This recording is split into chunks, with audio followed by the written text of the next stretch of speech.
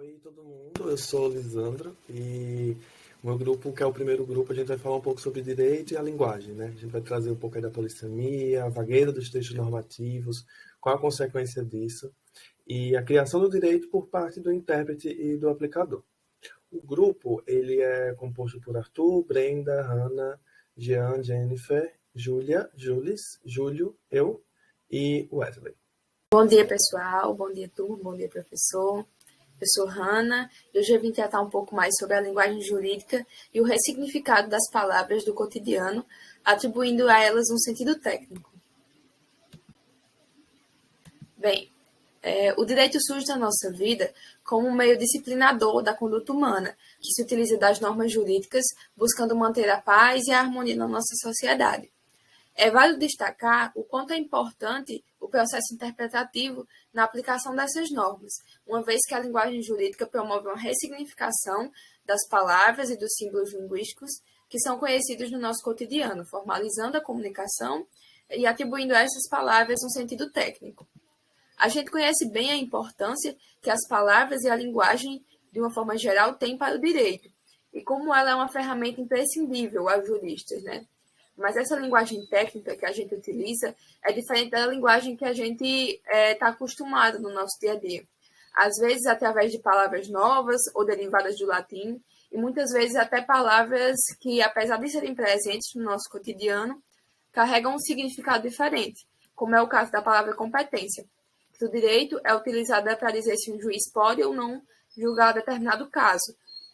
Palavra essa no português comum significa outra coisa. Chamar alguém de incompetente, por exemplo, pode até soar meio ofensivo. Quando o direito dizer que um juiz é incompetente se refere a dizer que ele não tem competência para julgar por não ser da área dele, por exemplo. Mas apesar de se fazer necessária essa linguagem própria, como em outras áreas, na medicina, por exemplo, um médico ele tem que se adequar ao atender um paciente, para possibilitar a compreensão, né, do que ele está falando. Vale destacar também o quão importante é essa adequação linguística no direito, para tornar essa linguagem mais acessível quando se está em contato com a sociedade, de uma forma geral, com alguém que não é habituado ao meio jurídico, possibilitando assim um entendimento e aproximando as pessoas de diferentes realidades sociais. Nesse sentido, no livro Introdução ao Estudo do Direito, são apresentados os aspectos onomasiológicos e os aspectos semasiológicos da palavra, sendo o primeiro referente ao uso cotidiano e o segundo a significação normativa, atribuída pela linguagem jurídica. Olá, eu sou Arthur e eu vou falar da questão da ambiguidade da linguagem e o papel do juiz como seu aplicador, do aplicador do direito, da lei. Primeiramente, a gente tem que entender duas coisas. Que a linguagem ela é ambígua, ou seja, uma palavra, uma expressão, um termo pode adquirir diferentes significados e que o direito ele muda com o tempo a partir de transformações sociais, a partir de novos estudos, novas pesquisas que tentam entender o seu significado. Com isso, a gente tem um movimento chamado de giro linguístico, que ele entendeu que a linguagem ela não era apenas um instrumento ou um mecanismo de direito, mas que ela era uma parte do direito, estava junto ao direito. Então, os problemas da linguagem também eram e também são problemas de direito. Dentre eles se identifica a polissemia das palavras, dos termos, na construção das leis, etc. Assim, para solucionar esse problema, se criou o construtivismo lógico-semântico, que é um meio de o juiz, na hora da interpretação da lei, conseguir resolver essas questões dessa ambiguidade. Então, para isso a gente tem que entender que as normas, as leis, os textos jurídicos, eles são normas prescritivas, dentro do contexto do direito positivado.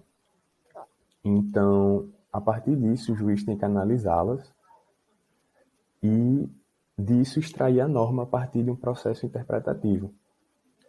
Daí surge um grande problema. Primeiro, a gente entende que o direito ele é formado pelo juiz na hora da interpretação da lei. E não a lei como está posta é aquilo é o direito. A norma não é a lei como está posta, não é o texto jurídico como está escrito, mas a norma ela adquire significado a partir da interpretação do juiz. E o juiz, como criador do direito, ele, em alguns momentos, ele pode tomar posições que podem conflitar com o ordenamento. E aí você já não tem mais o papel de juiz como criador do direito. Por quê? Porque a partir do construtivismo lógico-semântico, o juiz ele tem que obedecer às normas dentro do ordenamento jurídico.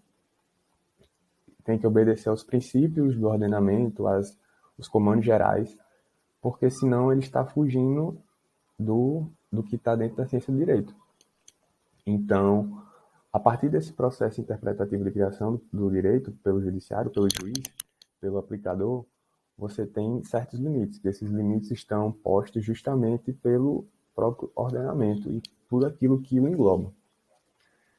Em suma, a partir do que eu falei, a gente pode entender algumas coisas, que é o direito e a linguagem eles estão intrinsecamente ligados e eles não podem ser dissociados. A partir disso, o direito adquire certos problemas na hora da aplicação da lei. E esses problemas podem ser resolvidos ou ser amenizados a partir do construtivismo lógico-semântico, que é a interpretação da lei pelo juiz. Sendo que essa interpretação tem que levar em consideração os valores, os princípios, os comandos gerais que regem o ordenamento. Então, o juiz, por si só, ele não pode ser arbitrário, ele não pode ser autoritário e tentar formar normas e tirar interpretações da lei que sejam convenientes a si mesmo. Ele tem que fazer isso com base no que rege o mundo jurídico em que ele está. Bom dia a todos, eu sou Júlio Matheus e eu vou fazer uma breve apresentação aí sobre a questão da interpretação envolvendo a hermenêutica. Então, basicamente, não existe uma interpretação única de uma lei, né? Eu me baseei na obra de Tarso Sampaio, Introdução ao Estudo de Direito, para poder fazer esse estudo. E, basicamente, eu decidi resumir isso em 3 tópicos, que é a interpretação e os dogmas, o desafio kelsiano e a interpretação e a hermenêutica, porque ele faz um estudo muito aprofundado, envolvendo desde a questão da origem da língua até a questão das normas. Então, fazendo um resumo, pode-se obter esses 3 tópicos. O primeiro é a questão da interpretação e os dogmas. Basicamente, ele vai definir, em um primeiro momento, a intenção do jurista, que é de conhecer o texto normativo, tendo em vista as condições de decidibilidade e conflitos com base na norma enquanto diretriz para comportamento. Basicamente, ele vai dizer que o jurista ele vai ter a função de aplicar o que ele entendeu da norma para casos concretos. Diferente, por exemplo, de uma pessoa comum, que ela simplesmente tem que entender o que o texto está querendo falar, né? Então, no caso, ele tem que entender e ele tem que aplicar esse texto a algo concreto. E, justamente, aí ele vai precisar fazer uma adaptação disso. Por quê? No meio jurista, ele possui ali as questões pessoais dele, né? Então, ele tem que fazer uma adaptação para que o ouvinte consiga entender isso.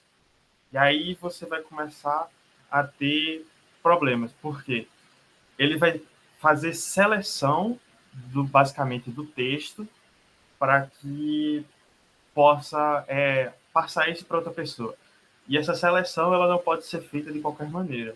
E é justamente que vai envolver a questão pessoal dele, ou seja, a vontade que ele tem, e a questão dogmática, que é basicamente o que diversos juristas fazem um estudo a respeito disso e vão definir que, olha, essa norma ela quer dizer isso.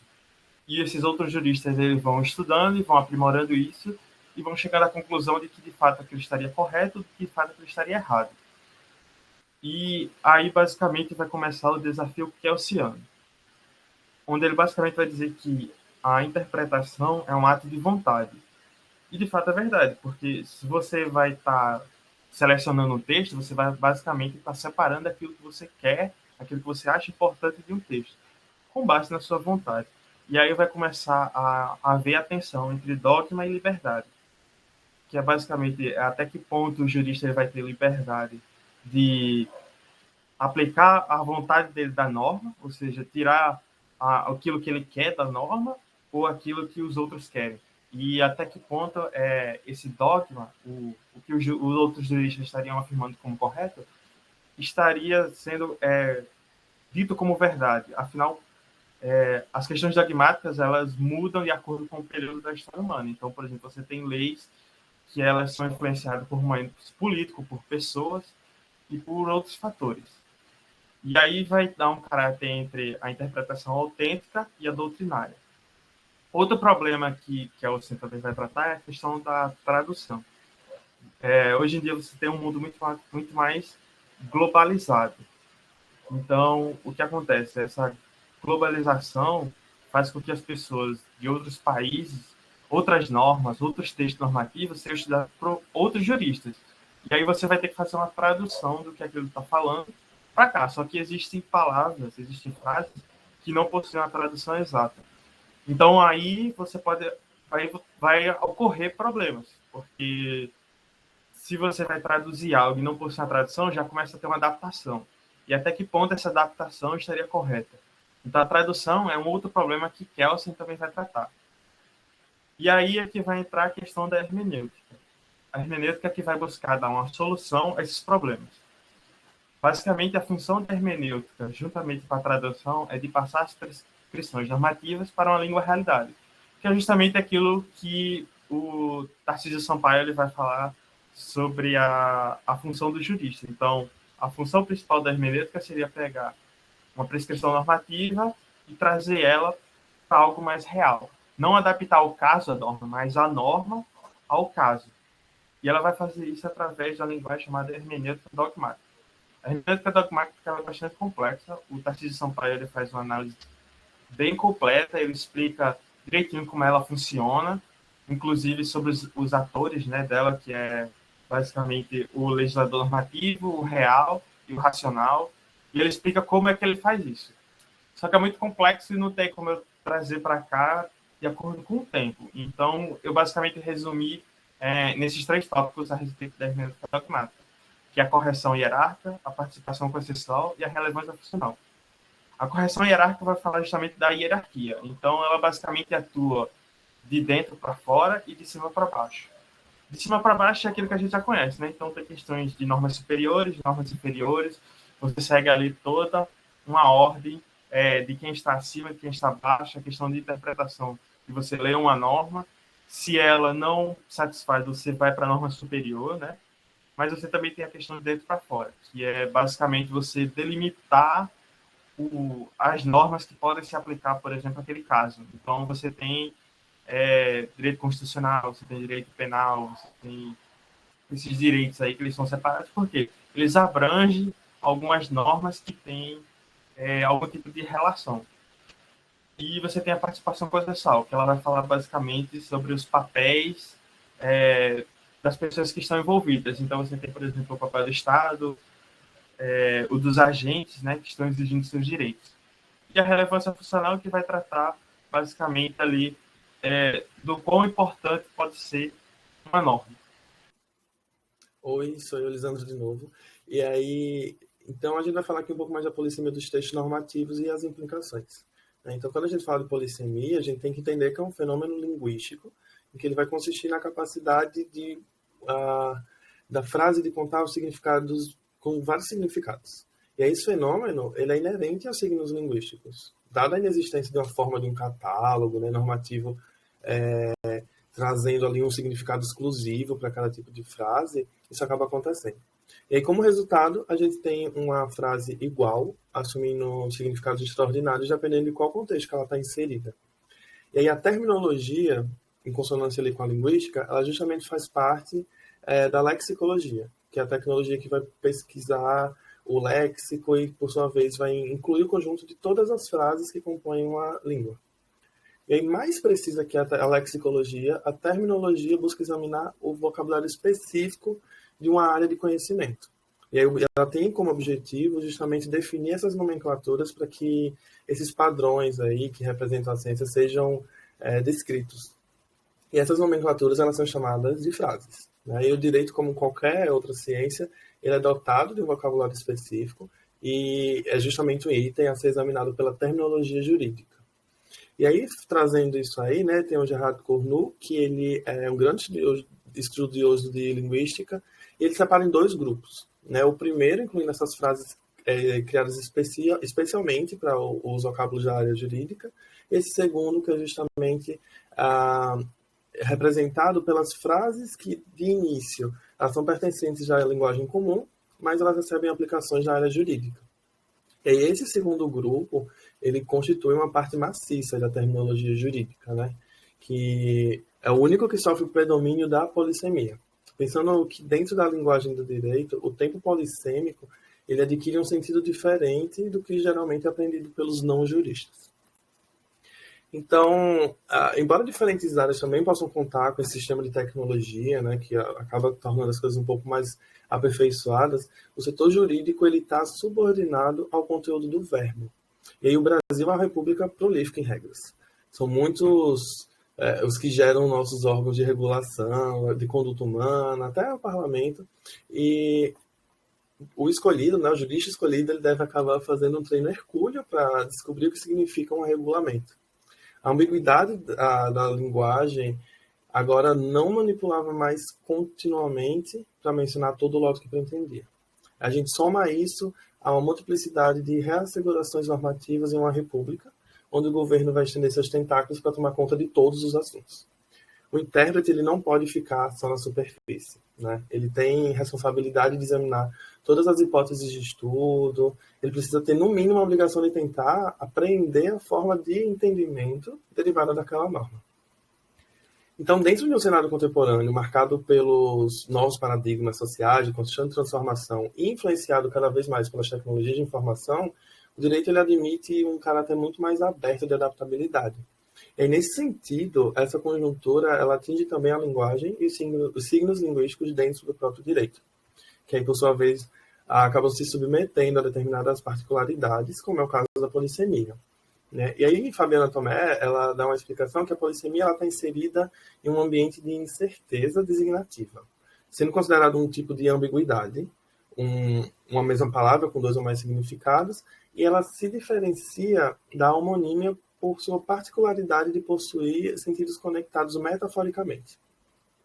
Então, tendo isso exposto, é comum a utilização pelos legisladores de palavras de linguagem cotidiana para atribuir significados técnicos dentro do vocabulário jurídico. E aí, assim, a gente tem esses sentidos técnicos concedidos, não destoando totalmente dos seus significados comuns, e aí, por isso, acaba sendo passivo aí o surgimento de algumas incertezas emergentes dentro do grau de ligação, como o Ferraz Júnior fala também. E nessa apreensão, o caráter polissêmico das normas ele é estabelecido, por vezes, por um comportamento experimental do legislador. Na medida em que ele precisa tipificar situações cada vez mais específicas e complexas, isso vai acontecendo naturalmente. E aí, por outro, ele é empregado também de forma estratégica com a função de conciliação para a permanência de estabilidade da lei, ao passo que vai se vendo necessário também deixá-la aberta para a possibilidade de adaptação. E através da interpretação jurídica, seja regulando interesses diferentes na mesma norma ou adequando as mudanças e permanências dentro do contexto normativo, a gente consegue ver isso. Né? E aí, além disso, a polissemia das normas ela também é utilizada como ferramenta para atender essa crescente opção legislativa pelos conceitos jurídicos flexíveis, que podem ser indeterminados, acabam sendo porosos também, né? Alguns estudiosos usam esse termo. E como é o caso de bem comum, abuso de poder, justo equilíbrio, força maior social. Então, frente a essa conjuntura das sociedades contemporâneas, o fenômeno da polissemia das normas ela vai acabar acarretando em um desafio ao intérprete e ao aplicador de direito.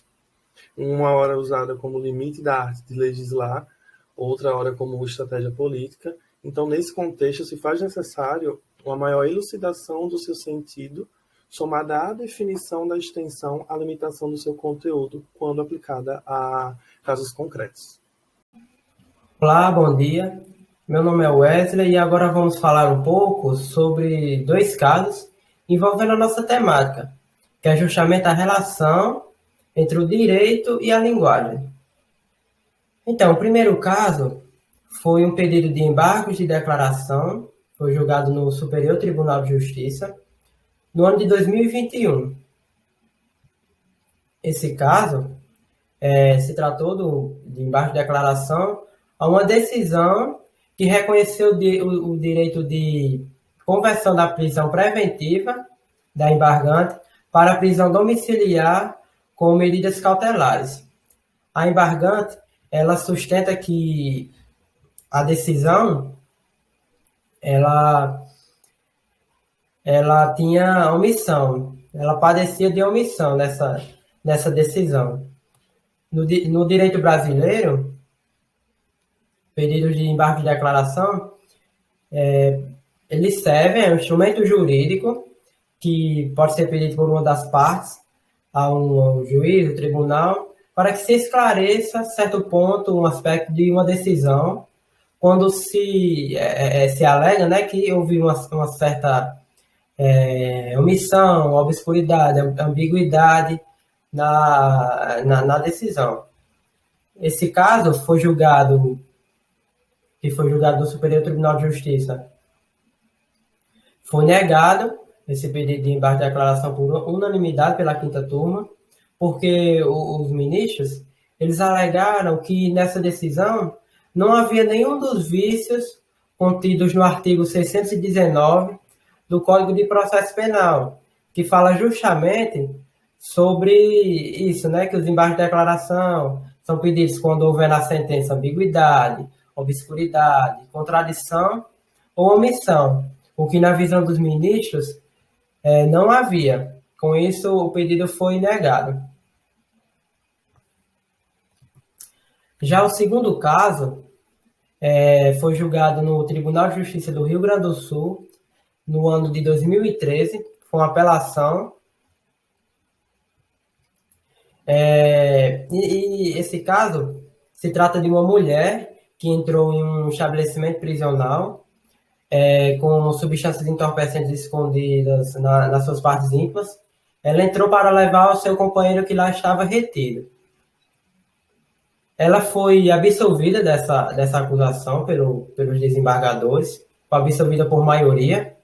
E os desembargadores, eles alegaram, o julgador alegou algumas razões, argumentos para essa decisão. A primeira é que se tratava de um crime impossível, porque na visão deles, seria muita ingenuidade por parte dela achar que, mesmo com a revista a qual os familiares ou qualquer visitante são submetidos ao entrar nesses estabelecimentos prisionais, mesmo com essa visita, a droga ela não seria identificada, a substância entorpecente.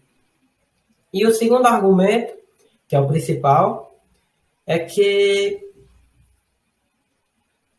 o julgador fala sobre a realidade, a miserável realidade dos presídios brasileiros, dos presídios do nosso país.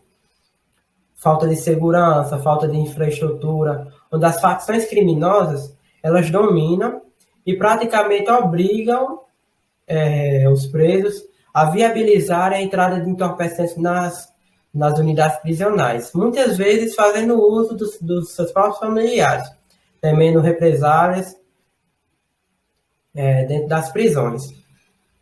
Com isso, o magistrado ele fez uma interpretação do princípio da razoabilidade, como também da própria Constituição, e foi além da letra da lei, para fazer essa interpretação de uma maneira bastante criativa, aplicando a lei, levando em consideração a realidade como um todo, principalmente a dos nossos presídios. O julgador ele fala que, muitas vezes, o Estado ele busca punir, somente punir, e não resolver o problema na raiz, melhorando a segurança dos presídios, melhorando a infraestrutura, para que essas situações, como essa do caso, entrada de entorpecentes, não aconteçam. Com isso, nós percebemos e concluímos que concluindo, esse aspecto importante ser ressaltado, o valor dessa atividade interpretativa, né? Que a mera aplicação da lei positiva, ela muitas vezes é insuficiente e principalmente na complexidade desse caso. É insuficiente, muitas vezes o que se tem na lei não é o que se vê na prática, né? É o que o jogador ele argumentou, principalmente para buscar a absolvição dessa regra.